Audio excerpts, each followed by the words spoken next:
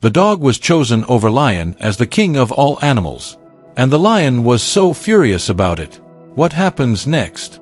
Can they trust the dog enough to defend them against the formidable lion? Can he defend them against the external forces? Sit back and enjoy the story as we discover what happens next. In the land of animals, a great drought scorched the earth. The once lush grasslands were now dry and cracked, and the rivers had become narrow streams of mud.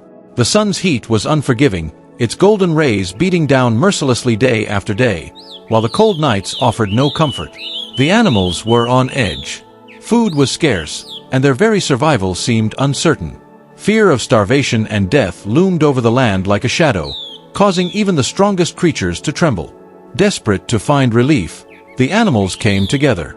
For the first time in many moons, the great creatures of the forest, savanna, and plains sat side by side, discussing their fate.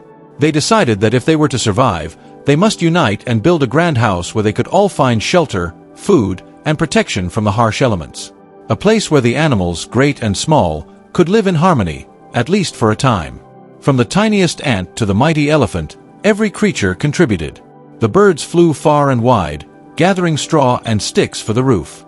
The elephants used their massive strength to lift heavy logs, and the cheetah ran swiftly between the forest and the savanna, gathering supplies. The ants worked tirelessly, digging the foundation with precision, while the gazelles and antelopes collected grass and leaves to insulate the house. But not every animal worked. As the animals toiled under the blazing sun, the lion, with his golden mane shimmering in the light, watched from the shadows. He sat proudly, lounging beneath a shady tree with a sneer on his face, his sharp claws lazily tracing patterns in the dirt. "I am the king," he muttered to himself, his voice low and gruff. "Kings do not work like commoners." His father had once ruled with the same aloofness, his reign remembered for victories that cemented their royal bloodline. The lion had been taught that a king must never lower himself to the tasks of the weak. His heart ached for those days of plenty, when he commanded respect without question. The animals glanced at him now and then, but no one dared to speak. The lion's ferocity was legendary, and his roar could shake the very trees. Though anger simmered beneath their fur and feathers, they feared his wrath too much to challenge him. So they continued their labor, the resentment within them growing with each passing day. After many days of hard work, the house was finally complete. It stood tall and proud, a magnificent structure made from the sweat and effort of every creature, except the lion. The animals gazed at it with pride, marveling at what they had accomplished together. But now came the question of leadership. The house needed a ruler, a wise and fair animal who could oversee the affairs of the grand house and ensure peace among the creatures. The animals held a council, and after much deliberation, they chose the dog. The dog had been loyal, hardworking, and kind to all. He had not once shirked his duties and had shown compassion to the weakest among them. He was not the largest, nor the fiercest, but he was fair and dependable. And so, the dog was crowned king of the house. When the lion heard this, his heart burned with fury. He had said nothing during the council, but now, his anger boiled over. "A dog? They dare choose a dog over me," he growled. "I am the king of the jungle. I am the rightful ruler of all animals."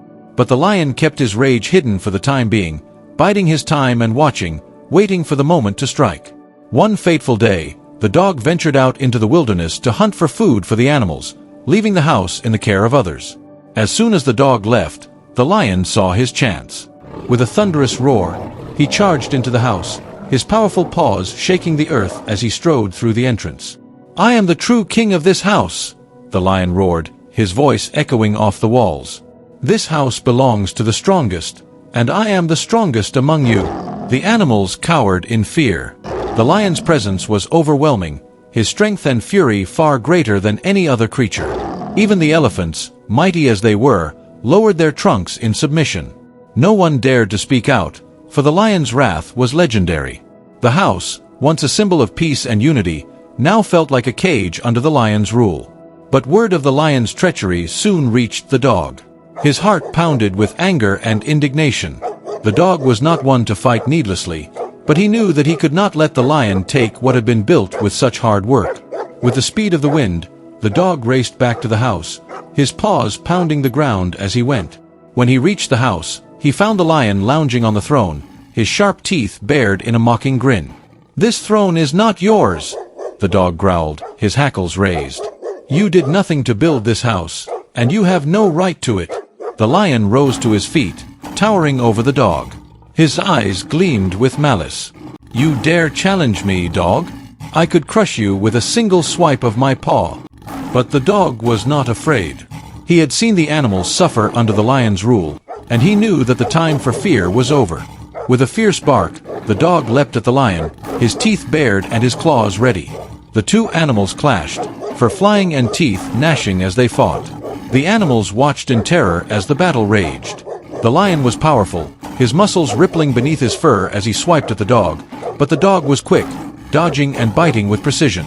The fight seemed to last an eternity, but in the end, it was the dog who emerged victorious. With one final leap, he knocked the lion to the ground, sending him sprawling out of the house and into the wilderness. The animals stood in stunned silence, their eyes wide with disbelief. How had the dog, once so humble and loyal, defeated the mighty lion? Fear gripped their hearts. If the dog could overpower the lion, what chance did they stand against him? "We are not safe," they whispered among themselves. "If the dog can defeat the lion, none of us are safe now." In their fear, the animals began to plot. The dog noticed the sideways glances, the quiet conversations that stopped when he approached. But he shook it off, trusting in the animals as they had trusted in him. "They are just weary," he thought, but a growing unease gnawed at him. The animals whispered in the shadows, conspiring against the very king they had once chosen. "We must get rid of him," they said, "before he turns his power against us." The wise old owl watched from a distance, her golden eyes reflecting the house's rise and fall. She had warned them, had spoken of the dangers of pride, fear, and disunity, but no one had listened. "The greatest threat," she had said, "comes not from outside, but from within." And so, the animals devised a cruel plan. They invited the dog to a grand feast, pretending to honor him for his victory over the lion. The dog, trusting and unaware of their treachery, accepted the invitation with gratitude. But as the dog enjoyed the feast, the animals secretly met with a hunter who had long wanted a companion as loyal and strong as the dog. The hunter agreed to capture the dog in exchange for the animal's safety. The trap was set. The dog, unsuspecting, was captured and sold to the hunter. As the hunter led the dog away, he looked back one last time at the house he had helped build. The animals stood together, watching in silence, their eyes filled not with sorrow, but with relief. That look, that cruel indifference, shattered the last of his loyalty. In that moment, the dog vowed never to serve them again. Bound by his nature, the dog became the hunter's faithful companion. Together, they roamed the land, hunting the very animals that had betrayed him. The once peaceful house became a place of fear and death. The animals, who had once lived in harmony, were hunted one by one. They fled into the wilderness, but the dog knew all their hiding places, and there was nowhere to run. The betrayal that had saved the animals for a moment had doomed them forever. Years later, the house stood in ruins, overgrown with weeds and forgotten by all. The hunter and the dog roamed the wilderness, their bond forged in the animal's betrayal. And yet, at night, the dog would sometimes return to the house, his howls echoing in the silence, a sound of grief, not triumph. In the end, it was not the lion's pride, but the animal's own fear and betrayal that brought about their downfall. Thank you for watching. Tell us your opinion in the comments section. Don't forget to like, share and subscribe to our YouTube channel Chukwudi Alalar Studio at Chukwudi Alalar.